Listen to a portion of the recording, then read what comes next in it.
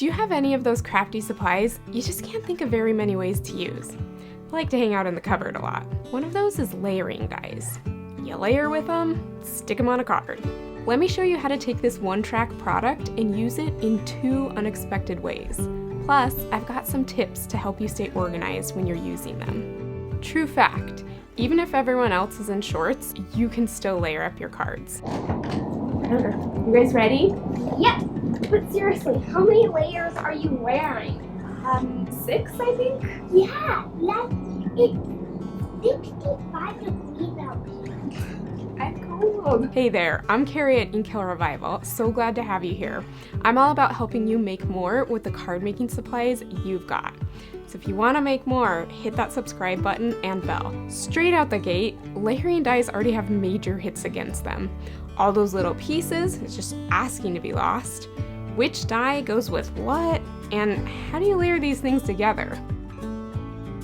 Let's solve for this before we dive in. Right when you get into a layering die set, get it organized. I highly recommend cutting down the layering guide and storing it right with the dies.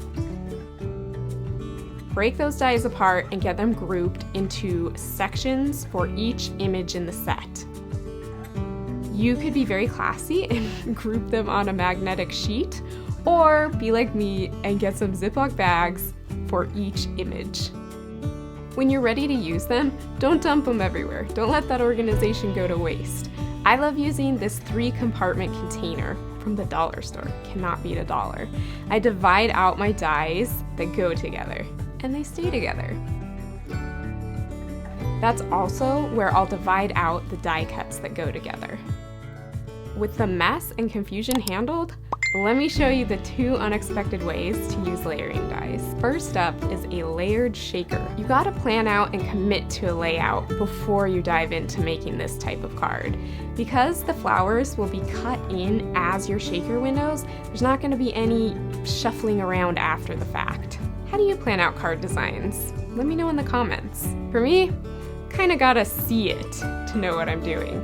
Over the years, my husband and I have remodeled a couple houses together, and every time we come up on a design decision, I'm like, hang on, gotta look at Pinterest and understand what we're talking about here. Or worse, I'll be like, husband, stop everything you're doing and draw me a picture. I gotta see it to understand it. Luckily, it's way easier to just shuffle stamps and dies around and snap a photo than what I put my husband through. With the design planned, I'm ready to start making the shaker. I'm using the very base layering die from each of my flowers.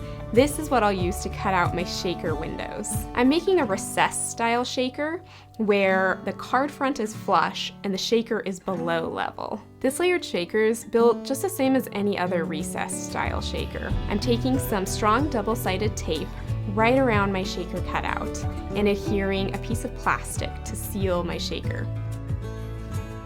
Now I'll build walls around the shaker to hold in those bits.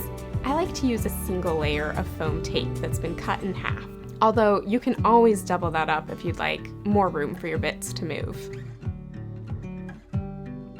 Always be sure to ring the edges of that foam tape with some anti-static powder tool so your bits don't get stuck all over there. I've layered up dimension around the back of this card front to be level with those shaker walls, and am adding micro beads as my shaker goodies. Seal off the back of the shaker with some gold paper. I generally prefer buying flexible supplies, not so specific as these floral layering dies. But sometimes it's fun to get a product like this. You just need to be a little more deliberate about having a plan on how you can use this product more. At least now with this idea and the one I'm about to show you, you have 2 more reasons to pull out your layering dies. I'm just using a leftover sentiment shadow here, actually from another layering die set. It can really pay to color coordinate your cards sometimes.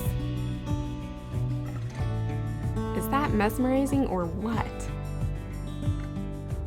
Let's dive into that second unexpected method for using layering dies, dimensional tags. This one's a super quick and easy project that you can modify to your heart's content. You do white on white, or a multicolored combination, maybe some ink blended panels, or even specialty or patterned papers. The huge trick to keeping this project quick is fun foam. No stacking layers upon layers of die cuts. You're already dealing with a bunch of layers. Glue down your cardstock to some fun foam. Just be sure that glue is spread with full coverage so that your cardstock is completely adhered. Instant dimension.